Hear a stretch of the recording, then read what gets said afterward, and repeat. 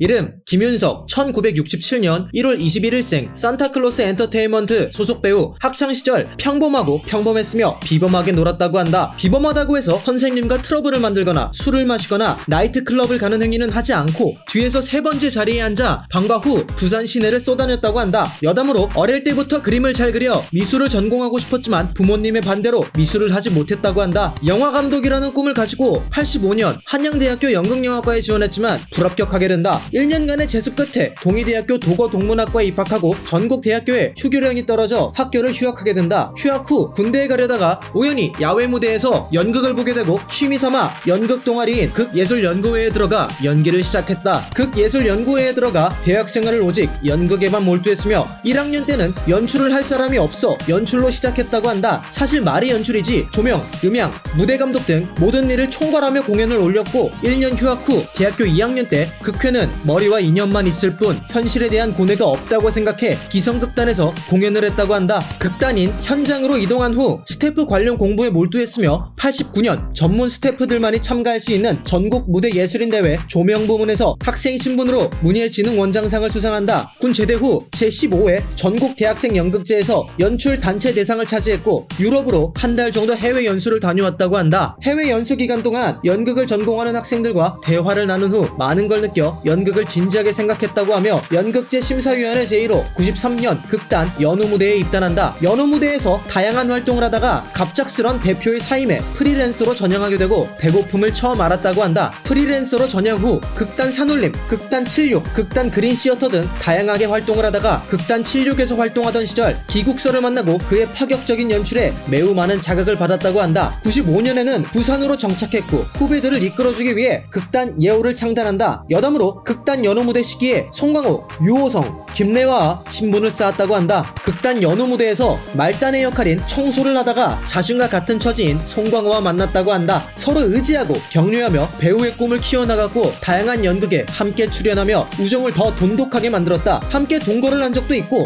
연우 무대 이후 극단 76에서도 같이 생활했다고 한다. 현재에도 거의 여자친구처럼 항상 문자를 주고받는다고 한다. 캐스팅에 주눅들어 살고 항상 같은 패턴의 나날과 경제적인 문제의 신물이나 연기를 그만두고 부산으로 내려왔다고 한다. 지인의 소개로 위 8군 부대 출신 할아버지들과 함께 라이브 재즈 카페를 차리고 하루하루를 음악과 술에 취해 살았으며 이 당시 매일 술을 마셔 얼굴은 항상 붉고 몸은 풍선처럼 부풀었다고 한다. 30대 초반임에도 불구하고 거의 반평생 산 사람의 몰골을 하고 있어서 이렇게 살면 안 되겠다는 생각도 있었고 송강호에게 연락이 와 배우가 연기 안 하고 뭐 하고 있냐? 서울로 와서 다시 연기를 하라는 말에 꿈과 현실에 대해서 고민하다 과감하게 라이브 카페를 접고 신분이 있던 극단 학전에 입단함으로써 다시 연기에 발을 들이게 된다. 여담으로 극단 학전 당시 설경구, 황정민, 장현성, 조승우와 함께 독수리 오형제라 불리우며 인기를 몰고 다녔다고 한다. 극단 학전에서 공연한 뮤지컬 의형제에서 영화 뱃삼의 무초의 감독인 전윤수와 연이 닿게 된다. 2001년 뱃삼의 무초에 단역으로 출연하며 영화계에 데뷔했고 범죄의 재구성, 시실리 2km 등 쭉 조연으로 활동하다가 2006년 타짜의 아귀 역을 맡으며 혹시 장이야? 배 건들지 마!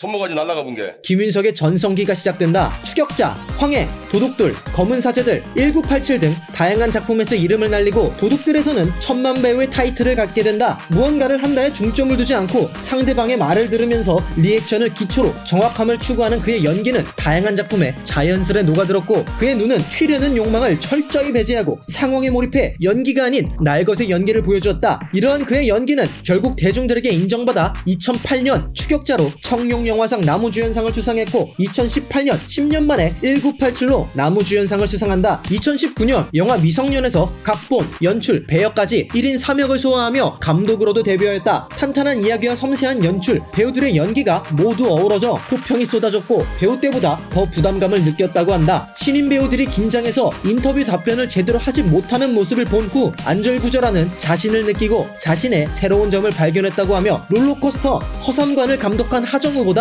더 빨리 연출을 준비했다고 한다. 이 모습을 보고 하정우가 뒤따라서 시작한 것이지만 어쩌다 보니 이제야 나오게 됐다고 한다. 김윤석의 연기 가치관은 연기를 잘하려 하지 말고 정확하게 하려 노력하는 것이다. 첫 번째, 무조건 자신이 만족할 수 있는 시나리오로 작품을 선택해야 하고 두 번째는 물욕을 아예 빼고 자신이 잘할 수 없는 것은 무조건 하지 않는 것이라고 한다. 마지막으로 오지랖을 부려 쓸데없이 발을 넓히지 말고 선택한 작품에서 같이 하는 사람들과 최선을 다하는 것이라고 한다. 연기를 잘하는 잘한다는 평가는 관객이 하는 것이니 배우들은 연기를 정확하게 한다는 의무를 다하는 것이 자신이 지켜가는 원칙이라고 하며 김윤석 왈 연기는 잘할 수도 못할 수도 없다. 배우가 그 캐릭터라면 애초에 잘하고 못하는 개념이 없기 때문에 잘하려는 생각하지 말고 캐릭터에만 몰입하라라고 말하며 후배 배우들에게 큰 영감을 줬다. 여담으로 같이 시작한 배우들이 먼저 인정을 받을 때 조바심 나지 않느냐는 질문에 조바심이 사람 망친다. 평생 할 일인데 늦고 빠르고가 무슨 대수냐. 카메라 앞에서만 잘하면 된다라고 발언하였다. 배역 분석에 있어서 매우 노력하고 실력도 뛰어나다. 1987에서는 박처원과 비슷하게 보이려고 마우스피스를 착용하고 몸에 패드를 꼈다고 하며 천하장사 마돈나에서는 가드 올려라는 대사를 나에게 다가오지 말고 자세히 보지도 말라는 뜻으로 해석을 해 오용택이 자신을 들키지 않고 세상에 KO 당하지 않기 위해 어떠한 눈으로 세상을 보는지를 분석했다. 아마추어 권투는 점수 위주인 것도 있고 상대 배역이 어린 나이니까 훅보다는 직선으로 뻗어 소리가 매우 큰 스트레이트가 위협적이겠다 생각을 했다고 할 만큼 분석에서 뛰어난 능력을 보여준다. 이 외에도 소름 돋는 분석이 엄청 많은데 다 적으면 너무 많아서 이것만 쓰겠다. 젊을 때 돈을 많이 벌어 은행에 모두 넣고 늙어서 돈을 야금야금 쓰며 여행을 다니고 싶다고 한다. 애초에 여행을 매우 좋아하며 똥차를 몰고 전국 투어도 여러 번 했다고 한다. 낚시도 하고 싶고 자신이 차분해지는 과정이 너무 좋다고 한다. 여담으로 서울에서 부산까지 5시간 동안 담배 몇 대 태우면서 라디오를 들으며 운전하는 것이 너무 좋다고 한다. 인정포가 가장 좋아하는 국내 배우, 존경받아 마땅할 김윤석에 대해 알아보았다. 원하시는 인물이 있으면 댓글로 남겨주세요.